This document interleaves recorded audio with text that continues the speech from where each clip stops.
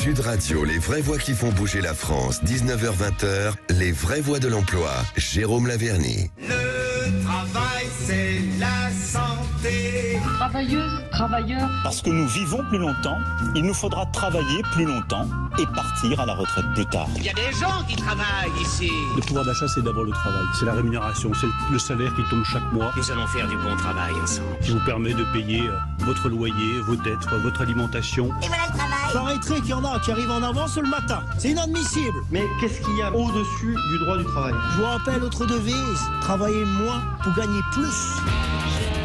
Bienvenue dans Les Vraies Voix. Merci de nous accompagner pour cette émission spéciale emploi avec Jérôme Laverny. Bonjour. Bonsoir Jérôme. Bonsoir comment Cécile, ça va? bonsoir Philippe. Voilà, pas de coup de gueule ce soir avant de démarrer. Ce qui est malheureux chez Rémi André, c'est qu'il ne parviendra jamais, il ne le veut pas, à prédire réellement que le mardi soir est le plus beau jour de la semaine. C'est vrai, c'est vrai. On devrait lui dire, ce serait obligatoire. Allez, au sommaire de cette émission, Les Vraies Voix de l'emploi, il n'est pas seulement question de parler, mais d'agir et de soutenir la recherche d'emploi, d'alternance ou de stage. On accueille ce soir 2 jeunes volontaires issus d'une formidable institution, c'est des l'EPID, qui permet à des jeunes dépourvus de diplôme de construire un projet. Et ce soir, et grâce à vous peut-être, ils se verront peut-être proposer un poste de mécanicien et Jérémy une mission de technicien de production de systèmes automatisés. En tout cas, ils seront avec nous en direct dans quelques instants. C'est l'un des leaders du contrôle technique automobile présent sur l'ensemble du territoire et en recherche de futurs contrôleurs techniques immédiatement intégrés en CDI par le biais d'une formation. On fera le point avec Arnaud Menchet, DRH du groupe Dekra Automotive. Et puis le pionnier du travail temporaire en Europe pour des missions de courte et de longue durée. De Richebourg Intérim et Recrutement cherche des chargés de recrutement, un métier peu connu et de multiples expertises dans différents secteurs d'activité. On en parlera avec Céline Girson, directrice générale du groupe. Et enfin, acteur aéroportuaire majeur et partenaire précisément du groupe de Richebourg, nous accueillerons le groupe WFS pour des recrutements très concrets de bagagistes et des perspectives très intéressantes. À vos CV, on en parlera avec Abdelhalim Khelifa, responsable d'exploitation, et on verra les profils attendus et les possibilités d'évolution. On vous souhaite la bienvenue dans Les Vraies Voix de l'emploi. Vous avez un CV, monsieur? Oui, c'est un CV de ce que j'ai fait avant. Tac. Non. Vous avez son curriculum vitae? Oui, je connais ton pédigré, et si tu connais pas le mien, il faut que je t'informe. Ah ça va, vous allez pas nous sortir tout le curriculum, si? Il y avait quoi là-dedans? Mon CV. Donc vous me remplissez tous ces papiers-là, et puis les autres choses, comme tous les dossiers, il faut un CV, une lettre de motivation, enfin toutes ces choses-là, et puis voilà. Regarde, il est tellement léger que ça flotte dedans. Bien, il est temps de se mettre au travail. Et comme tous les mardis soirs, on est ravis d'accueillir forcément Jérôme Laverny et d'accueillir peut-être en tout cas des futurs mécaniciens. Et Jérémy est avec nous. Bonsoir Jérémy. Bonsoir. Bienvenue sur Sud Radio. Bonsoir Élie. Bonsoir. 2 candidats à peut-être de l'alternance et dans 2 métiers différents. Oui, tout d'abord, il faut dire en préambule que ces 2 candidats sont 2 jeunes volontaires. Ils sont volontairement intégrés au sein d'une très belle institution. Dans l'insertion, l'emploi, il y a une myriade d'acteurs. Et il y en a une qu'on avait déjà présentée, qui est une formidable institution qui s'appelle l'EPID, qui accompagne des jeunes, diplômés ou non, la plupart du temps non, pour construire un parcours professionnel, pour faire énormément de sport, de stages professionnels, pour se remettre au goût du jour. Cette institution n'est pas seulement formidable en soi, elle l'est par ces jeunes-là, parce que pas forcément issus de parcours toujours très rigolos à l'issue. Ils construisent quelque chose et on accueille donc ces 2 jeunes dans la perspective peut-être de les accompagner hors EPID. Oui. En tout cas, chapeau bas à tous les 2 aussi. Merci. Et à vous de nous décrire un petit peu votre parcours et de décrire pour vos futurs collègues auditeurs jeunes votre parcours également au sein de l'EPID. Élie, on démarre par vous. Élie, donc vous recherchez quel type de contrat et dans quel métier? Donc bonjour à tous. Moi, quel type de contrat? Du coup, ça va être un CDI et en poste en qualité de mécanicien. Aujourd'hui, si vous deviez vous parler de vous, vos compétences, c'est quoi en fait? Qu'est-ce qu'on peut dire de vous? Alors par le fait que je suis à l'EPID, j'ai acquis une certaine maturité, une soif d'apprendre, une soif de pouvoir grandir au sein d'une entreprise. Oui. Cette soif-là fait que j'aurai plus de motivation, je ne veux pas dire que d'autres personnes, mais ça va me pousser à toujours donner le meilleur de moi-même. Pourquoi vous l'avez acquis à l'EPID? Cette soif, cette motivation, cette détermination. Et pourquoi vous ne l'aviez pas avant? Parce qu'avant, je sortais du lycée. Mais au lycée, on a une certaine gaminerie qui fait qu'on n'a pas forcément envie de trouver du travail. En entrant à l'EPID, c'est un établissement pour l'insertion professionnelle qui a une inspiration militaire. Donc le réveil à 6h pour aller pointer, la responsabilité qu'on a, le fait d'être à cheval sur les horaires, les rassemblements, même le port de l'uniforme, fait qu'on a cette certaine notoriété au regard des autres, que ça soit dans une promotion ou des autres volontaires. Vous voulez dire qu'il y a une rigueur aujourd'hui pour... on parle souvent avec Jérôme Laverny du savoir-être. Aujourd'hui, on vous a appris un certain savoir-être et peut-être finalement une rigueur face à l'emploi. Exactement. On nous a appris une rigueur qui fait que on est beaucoup plus poussé vers le corps de l'armée, certes, lié à notre habitude, mais ça nous pousse aussi dans le monde du travail, et tout le temps ponctuel, des choses qu'on devrait faire classiquement, mais qu'on n'a pas vraiment l'expérience, qu'on n'a pas vraiment cette maturité en sortant du lycée. Jérémy, petit point, Jérémy, forcément, on va vous poser la même question. Vous aussi, vous êtes, vous suivez le même régime que Élie.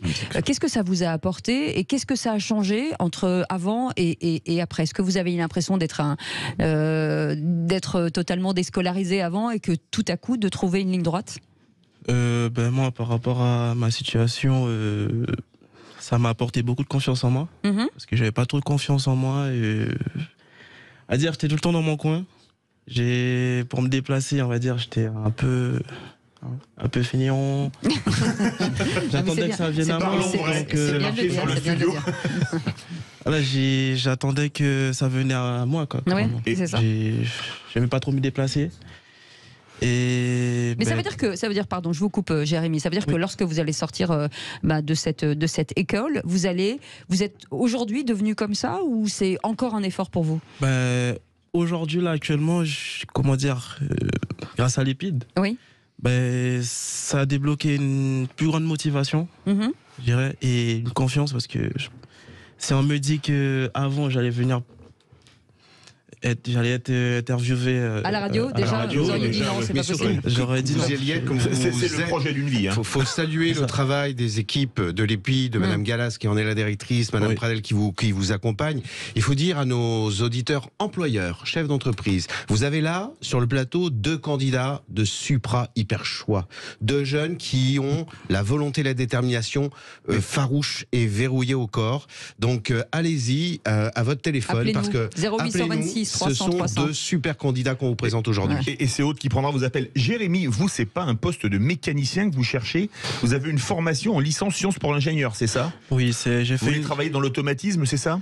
Je dirais pas spécifiquement, mais tout ce qui concerne mon diplôme, j'ai été intéressé, j'ai été formé pour.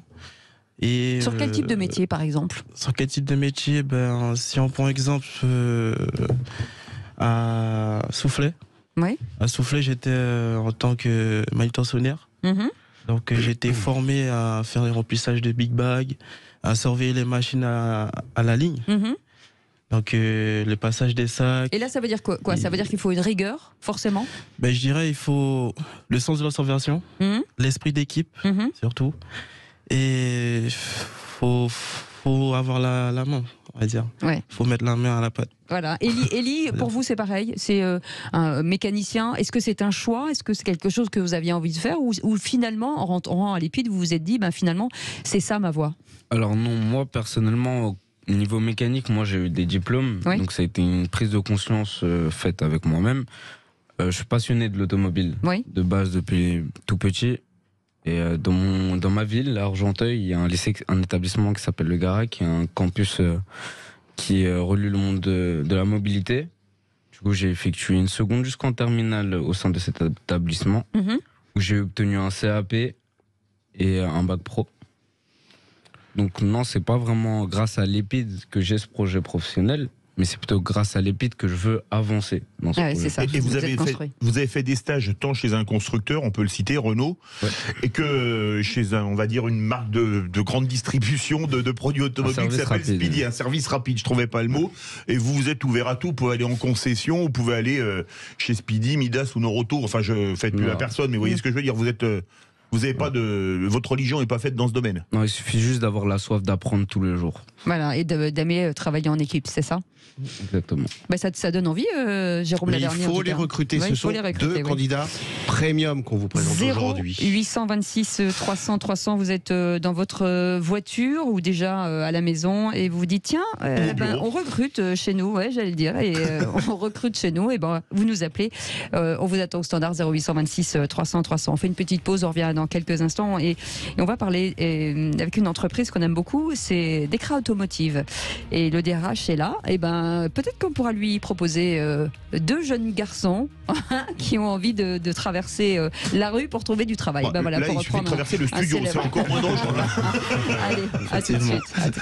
Bienvenue dans les vraies voies de l'emploi ce soir, comme chaque mardi, avec notre ami Jérôme Laverny, notre spécialiste de l'emploi. On vient avec des personnalités qui cherchent du travail. Et là, on en a deux magiques. Élie qui est avec nous, Jérémy qui est avec nous, dont l'un cherche un job de mécanicien, l'autre plutôt un technicien d'opération de production système automatisé ou plus si affinité. 0826 300 300. Et forcément, nous avons des entreprises en face. Armand Menchet est avec nous, DRH au sein de l'entreprise Dekra Automotive. Merci d'être avec nous. Bonsoir. Bonsoir. L'entreprise, déjà pour ceux qui ne connaîtraient pas, en tout cas ceux qui n'ont pas de voiture et qui ne font pas de contrôle technique, l'entreprise, ça regroupe aujourd'hui combien de métiers chez vous? Alors, Dekra, c'est une entreprise qui aura bientôt 100 ans, qui aura 100 ans en 2025. C'est une entreprise d'ADN allemande, qui a été fondée à Berlin. Et c'est deux grandes branches d'activité, l'inspection pour les véhicules légers et les poids lourds, et l'inspection technique pour l'industrie. Et donc sur ces deux grandes branches sur le territoire national, nous avons 5000 salariés et nous recherchons 350 profils pour nous rejoindre partout en France, zone rurale, métropole et zone périurbaine. Et quel type de profil, par exemple?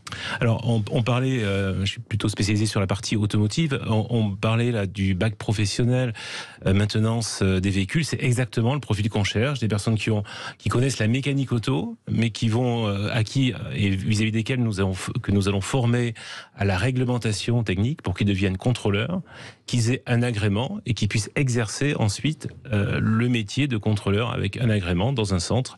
Et une troisième dimension qui est importante, c'est la relation client. Donc la qualité, la compétence vue du client, c'est pour nous essentiel. Nous sommes un métier de service. On a des clients, des clientes. Il faut qu'on soit présent sur ce sujet. Et beaucoup de diplomatie quand on annonce au client ou à la cliente qu'il faut repasser le contrôle technique. Des qualités que j'ai commencé à percevoir, un mélange d'autorité et de chaleur. Oui. Et on voit qu'en tout cas, il y a une belle compétence avec nos deux jeunes. Il y a une belle énergie. L'avantage de l'EPID, c'est ce dont on parlait tout à l'heure, justement, on parlait de savoir-être, Jérôme Laverny, on est vraiment dans cette perspective. Et finalement, Élie, par exemple, ça vous a permis de vous recadrer et de vous emmener vers un chemin que vous aviez peut-être un petit peu perdu. Exactement, ça m'a fait retourner sur les bancs de l'école, mais comme on aime appeler l'EPID, nous étant volontaires, c'est l'école de la vie. Oui. C'est-à-dire qu'elle nous apprend le savoir-être, se comporter en communauté, bien sûr, parce qu'on a l'internat, donc on est tous les jours avec les mêmes personnes, mais surtout une rigueur qu'on doit retranscrire au sein d'une entreprise future. Est-ce que ça pourrait être Dekra Automotive, par exemple? Est-ce que la relation client, par exemple, est-ce que c'est quelque chose dans lequel vous sentiriez à l'aise? La relation client, oui. Oui. Et tout le reste suit, en fait. Oui, tout le reste va suivre. Jérémy, pareil, pour vous, c'est ce type d'entreprise qui vous plairait d'intégrer? Oui, effectivement. Je trouve ça très intéressant, surtout le... C'est à lui que vous devez vous vendre, c'est pas à moi. Parce que moi, je vous prends tout de suite. Les relations clientèle, par rapport à moi, j'étais pas trop ouvert par rapport à ça. Oui. Mais maintenant... Ça vous a libéré, en fait, de pouvoir... Je me trouve libéré. Je me trouve bon. Moi, je me trouve plutôt pas mal. C'est l'effet sur le radio. Là, je suis plus sociable qu'avant. Oui. Déjà, c'est déjà ça. Et franchement, si à l'heure d'aujourd'hui, j'ai pour discuter avec du monde ou proposer des produits, En tout cas, ça fait plaisir à entendre. Je ne vais pas hésiter. Ouais. Armand Menchet, comment se passe la formation? Parce qu'un mécanicien, quand il était chez Renault, par exemple, là, il fait la vidange, les filtres à air, à gasoil, etc. Vous, c'est uniquement du contrôle. Il y a un protocole. Il y a un protocole. Comment? Parce que pour bien répondre, comme le disait Cécile, à toutes les normes, et Dieu sait si en France on ne manque pas de normes, comment ça se passe la formation pour un jeune comme Élie ou un jeune comme Jérémy? Alors, il y a deux durées de formation. Pour la partie des véhicules légers, il y a à peu près 300 heures de formation. Pour la partie poids lourd qui englobe un peu plus de véhicules, puisqu'on a les autocars notamment, les transports de matières dangereuses, etc. C'est 400 heures. Donc on prend le jeune et la formation est payée instantanément au premier jour et avec un défraiement très très large. Et durant le temps de la formation, donc il va aller chercher un agrément. Au-delà, donc il est certifié, il est agréé. C'est un peu comme dans les professions ordinales où il faut un agrément pour exercer. Oui. Et à l'issue de la formation, avec une alternance d'apports pratiques et d'apports théoriques, il devient contrôleur avec un agrément donc là, préfectoral et il peut ensuite exercer en centre. Donc c'est pas un modèle d'alternance puisque pour pouvoir contrôler un véhicule, il faut avoir cet agrément pour faire autorité vis-à-vis du client, mais aussi vis-à-vis du ministère des Transports auquel on doit rendre tutelle. Exactement. Voilà, 350 postes, c'est un sacré challenge. Est-ce que vous avez l'impression parfois, la sensation que votre métier est un métier peu connu, des candidats potentiels, et d'où l'intérêt du reste de la communication de ce soir, sur la communication de votre métier? Bien sûr, la communication, la mise en lumière, elle est essentielle, parce que on peut passer à côté d'une enseigne d'écran, c'est la belle enseigne verte, de publicité, sans pour autant savoir ce qui s'y passe à l'intérieur. Donc effectivement, vous avez entièrement raison, il faut communiquer, donner envie. On est très sensible chez Descra à des valeurs qui sont fondatrices de notre ADN. L'esprit d'équipe, c'est une valeur importante, le respect interpersonnel, et puis la déontologie, parce que notre fondement, c'est l'arbitrage, la déontologie. On se tourne vers nous pour arbitrer une situation. Des fois, ce sont des compagnies d'assurance. On intervient aussi dans la chaîne aval de la distribution automobile. Donc voilà, on doit faire référence dans nos comportements et dans notre exercice professionnel. L'entreprise a changé. Aujourd'hui, le bien-être au travail, largement demandé, en tout cas par les futurs employés. Alors, on a eu à la fois des personnes qui ne sont pas éligibles au télétravail, ceux qui sont en atelier ensemble, mais qui vivent aussi un collectif de travail. Donc, l'ambiance est un élément, une cohésion. L'ambiance est extrêmement importante. D'ailleurs, on développe de plus en plus de sondages. On veut savoir ce qui s'y passe. Et puis, pour les équipes tertiaires qui sont au siège, il y a effectivement un collectif qu'il faut réinventer. Là, il y a du travail parce que le Covid est passé par là. Il a été assez brutal. Il faut réinventer un rituel, une chaleur au travail qui a peut-être été abîmée. Armand Menches, c'est très complet parce qu'un contrôle technique, on contrôle les freins, on contrôle la pollution, on contrôle les amortisseurs, on contrôle plein de choses. C'est un métier de mécanicien, mais vraiment pas au rabais. 360. Pas du tout. Ça. Et puis les compétences d'observation que vous avez mises en avant tout à l'heure sont complètement effectivement requises. Et effectivement, il faut contrôler la globalité d'un véhicule, des fois sur des pièces techniques. Et puis des véhicules changent. Il y a l'électrique aujourd'hui, il y aura encore des choses demain. Peut-être des véhicules qui auront plus 4 roues demain et peut-être 2, on va en parler. C'est pas trop bon, voilà. Mais on sait pas, voilà. Mais toujours est-il que c'est un métier dynamique et sur lequel on veut investir pour le bien de l'entreprise et le bien collectif. Et vous investissez sur des personnalités, des expertises, bien entendu. Comment les pérenniser, toutes ces personnalités? Est-ce que les moyens d'évolution, parce que ça aussi, on regarde à long terme aujourd'hui. Bien sûr, mais c'est un point important. Alors, on peut évoluer soit dans on va dire, la spécialisation autour des métiers de la qualité chez nous, dans la filière aussi encadrement, management, mais il y a aussi des métiers nouveaux qui s'ouvrent, la gestion des données clients, le marketing, et puis comme on a un groupe à dimension à la fois régionale sur le plan européen et plus large, on va intensifier la mobilité, la circulation des carrières pour donner tout ça tout stimulant à tous. Élie ou Jérémy, si vous avez des questions à poser, n'hésitez pas. Hein. Bien sûr, vous pouvez vous positionner en tant qu'intervieweur. Est-ce qu'il faut parler des langues étrangères? Est-ce que alors pour un poste effectivement sur le territoire national, je sais pas, le Picard, le Marseillais par exemple. Ouais, effectivement, c'est peu cher. Souvent contrôle technique. Notre activité contrôle technique, c'est un peu une petite France. Il y a 330 centres. On est présent effectivement dans plein de pays, plein de régions. Après, effectivement, la langue du groupe est l'anglais, puisque le siège est à Stuttgart. Donc, c'est aussi un effet évolutif. Stuttgart et l'anglais, ça va ensemble. Voilà, c'est exactement, c'est de l'allemand anglicisé. Et donc, oui, effectivement, il faut mieux avoir à terme un bagage linguistique anglais. Voilà. À partir de quand, Élie et Jérémy, vous seriez disponibles? Dans 5 minutes. J'ai pas de montre. On a pris contact et on va essayer d'aller plus loin. On sent qu'il y a un truc à faire. Ah bah ça serait formidable. Et c'est ça aussi l'intérêt de cette émission. Tout à fait. Une petite synthèse et une question. Oui. La synthèse, c'est que l'EPID fait partie de ces établissements qui constituent l'université du diplôme le plus demandé par les entreprises aujourd'hui, à savoir le savoir-être. Tandis que beaucoup plus de candidats, de plus en plus, et depuis la Covid évidemment, demandent, on vous y avait fait référence, un bien-être en entreprise. Faisons une synthèse.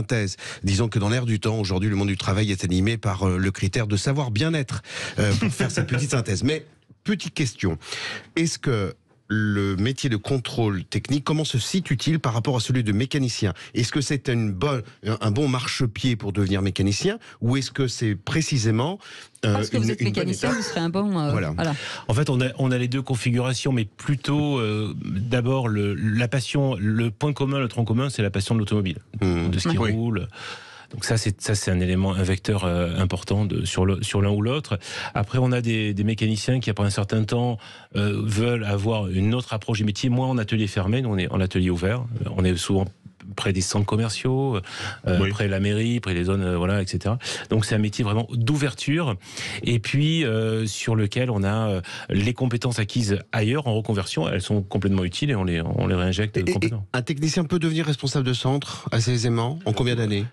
Alors, il y a différentes configurations. Le fait d'avoir eu une expérience passée d'encadrement, et on aime bien aussi les profils militaires parce qu'ils ont une faculté d'autodiscipline, de rigueur, de cadrage, qui fait qu'effectivement, il vaut mieux être exemplaire. Et gestion d'équipe aussi. Et gestion d'équipe qui est appréciée, mais ça peut être aussi dans le sport qu'on peut trouver ces belles qualités-là. Et après, c'est en fonction effectivement des besoins. La mobilité est un plus. C'est toujours national ou régional? Les deux. Les deux. On peut avoir des opportunités en région, et on essaye de travailler sur des plaques. Donc si on préfère la côte méditerranéenne à Argenteuil, on peut demander à aller à Nice ou à Marseille ou à Perpignan. Voilà, après bon, il faut ajuster ça avec des prix immobiliers qui nous posent des fois des petits soucis. Élie et Jérémy, vous seriez enclin à aller un petit peu partout en France, ou rester dans votre région? Allez-y, hein. Bon, je préfère rester ici. Du coup, il me faut une petite réflexion, parce que j'aime bien ma ville, j'aime bien Argenteuil, c'est un environnement propre à nous-mêmes. Et en Ile-de-France, il y a des postes. Et on recrute effectivement dans la filière et notamment dans le Val d'Oise. Jérémy, pareil? Ben moi, par rapport à l'épide, j'ai débloqué le sens de l'aventure. Donc, du coup, il va venir à Argenteuil. C'est bien, j'aime bien partir à la découverte. Voilà, découverte, voilà. Merci en tout cas. J'ai une question pour Arnaud Menchet d'Ecrac. Vous avez quelques carrosseries qui ont quelques kilomètres, comme je sais pas, Jérôme Laverny, Cécile de Ménibus, au moins on passerait le contrôle technique chez Decra ou pas? Il faut venir. Cécile, oui. Il faut venir et on vous dira, mais il faut venir. Voilà. Vous serez accueillis avec plaisir. Non, mais on passe le contrôle technique, on est encore côté l'Argus, ça va. Mais vous, je pense que oui, on vous dispensera ce qu'on appelle la contre-visite, on va vous laisser passer on vous donnera la vignette. Allez, vous restez avec nous dans quelques instants, la suite de cette émission. Céline Dirson sera avec nous, directrice générale de Richebourg Intérim et Recrutement. Ça recrute énormément aussi dans ce grand groupe qu'on aime beaucoup. Vous restez avec nous, vos appels 0826 300 300, même si vous cherchez du travail aussi, ils sont toujours là dans le studio, ça vous intéresse, on vous accueille avec grand plaisir. À tout de suite.